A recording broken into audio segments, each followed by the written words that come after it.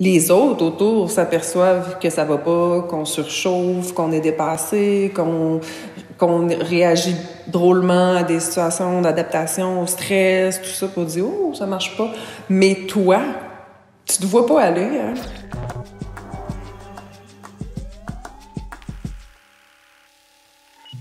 On est là pour les personnes vulnérables qui, en temps de pandémie, ont eu toute la souffrance exacerbée par le fait qu'ils n'avaient plus accès aux mêmes services parce que tout était plus compliqué. Les organismes ont parti en télétravail, ils ont fermé au début là, parce qu'il fallait s'adapter. Bien, nous, on est restés ouverts puis on essayait justement d'aller rejoindre notre monde. Puis là, ça agit comme une grande faucheuse. Et il y a un paquet de gens qui ont débarqué du bateau parce que c'était devenu tellement compliqué que ça enlevait toute envie de continuer. Si j'ai plusieurs employés qui tombent malades, qui va remplacer? Parce qu'on est quand même une petite équipe pour couvrir beaucoup d'heures de travail. J'étais supposé d'avoir des vacances l'été passé. Les vacances n'existent pas.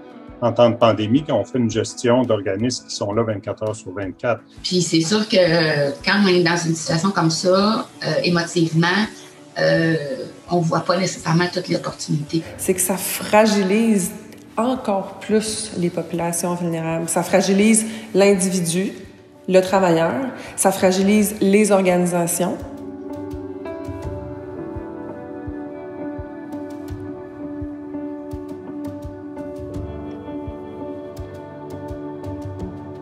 Je sens que ça va être aussi difficile de ressortir de la crise que d'y rentrer, là, parce que justement, on est plus épuisé, parce qu'on est plus à bout. Puis là, quand ça éclate, tu dis « Mais voyons, la semaine passée, j'étais correct. » Mais non.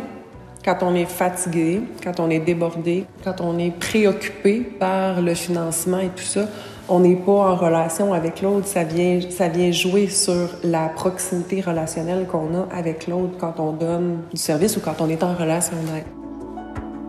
Moi, je dis souvent que la 4e vague, c'est la vague de la santé mentale. Là. Fait qu'il va falloir qu'on intervienne rapidement puis qu'on aille vers les personnes pour justement, écoute, ça va pas, là. Qu'est-ce qu'on peut faire pour venir en aide pour toi, là?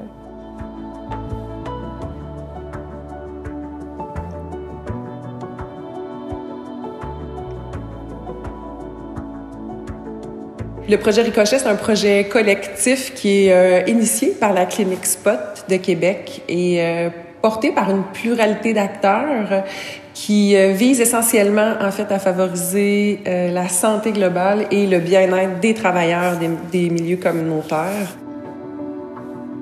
On a une responsabilité sociétale de mettre en avant-plan le bien-être. Tu n'es pas obligé de te sentir complètement dépassé pour prendre soin de toi.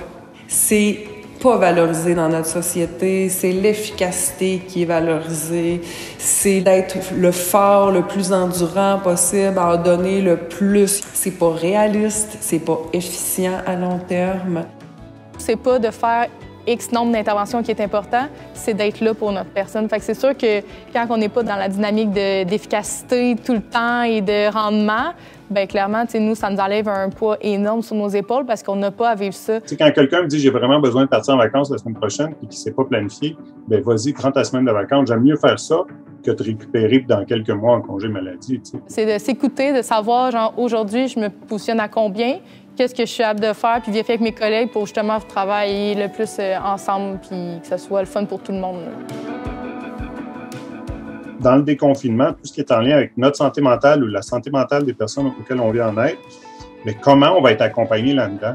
Ça sera pas juste une histoire de réglementation puis de déconfinement, puis tout d'un coup on peut tenir des activités. Ça a fait bien plus mal que ça. Parce qu'on se tire dans le pied dans le communautaire, on en donne, mais on n'a pas les moyens. Parce qu'en arrière, c'est une question de financement. Parce qu'on est toujours une petite équipe. On a beau leur dire, on a une surcharge de travail, on aimerait ça embaucher une 4e personne, mais on n'a jamais la subvention qui suit. À l'embauche d'une formatrice, c'est 15 $, on n'est pas loin d'un salaire minimum. On crée des nouveaux pauvres, puis c'est ça on lutte contre les inégalités, là, ça marche pas aussi. Ces gens-là doivent tout donner, en fait, puis s'épuiser sans fin pour arriver à attacher toutes les bouts que ça prend pour que ça marche. On rentre dans une logique où c'est de moins en moins possible, puis quand c'est possible, bien, on fragilise de plus en plus les gens qui le font, tu sais. On est des professionnels du communautaire. On n'est plus juste des travailleurs communautaires. On vaut plus que ce qu'on reçoit présentement au niveau salarial. D'avoir l'appui à ce niveau-là, de peut-être des PAE accessibles ou des programmes d'aide aux employés ou quoi que ce soit. Je pense que la solution passe vraiment par la responsabilité gouvernementale pour le rehaussement du financement des organisations, assurément.